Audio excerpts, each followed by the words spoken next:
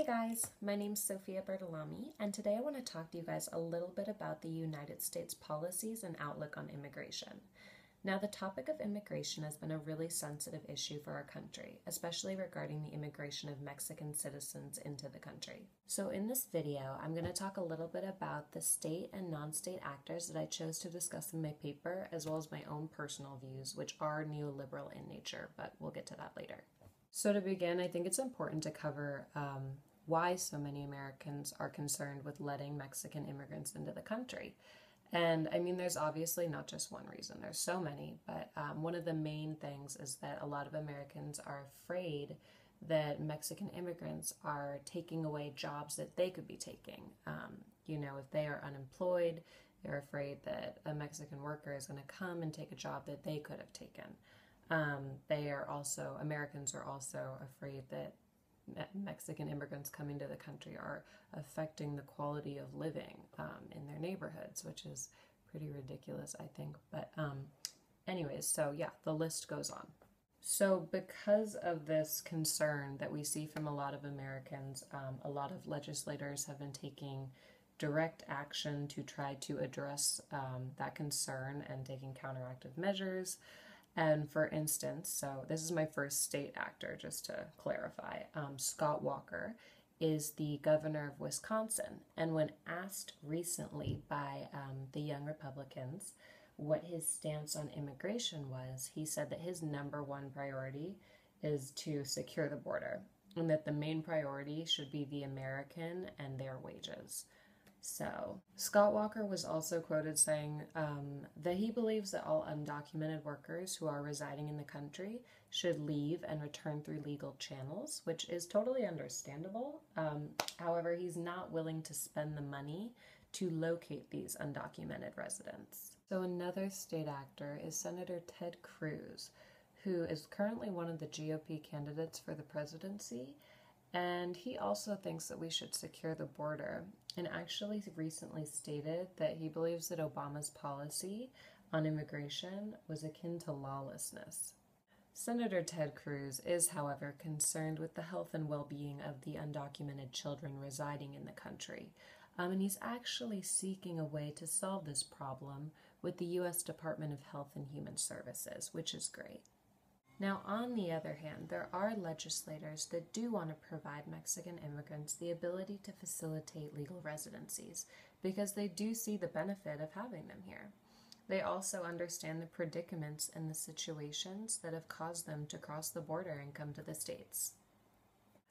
President Obama's Deferred Action for Childhood Arrivals policy was ratified in order to allow those children who came to the States before their 16th birthday the ability to actually defer their deportation and the ability to work.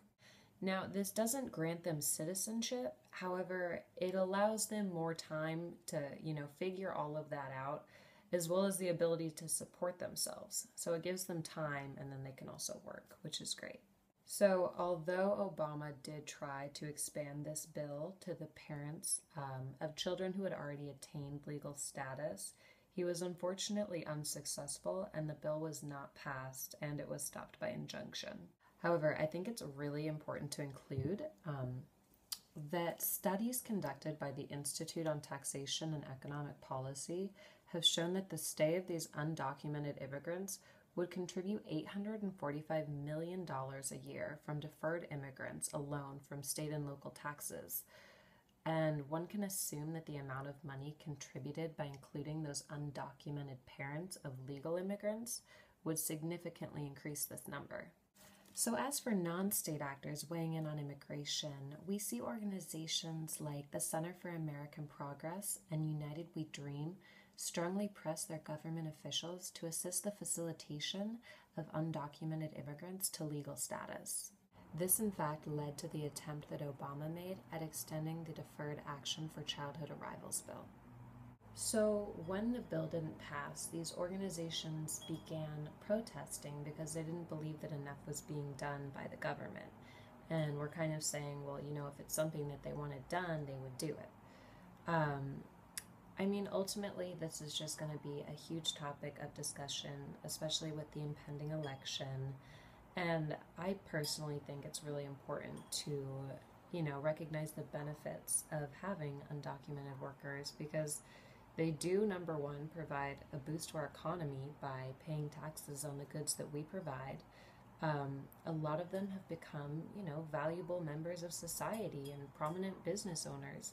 And I think that also, if it wasn't so hard to attain, like a legal residency, I think if it was a little easier, that more people wouldn't, do it illegally. I think that they would go through the legal channels.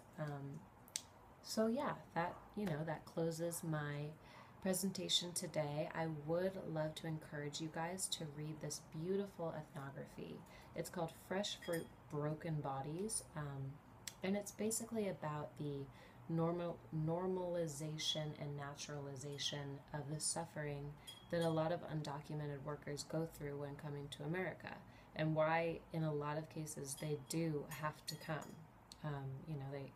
It's just not really a choice. So anyways, it's a great read, and I definitely recommend it. And thank you guys so much.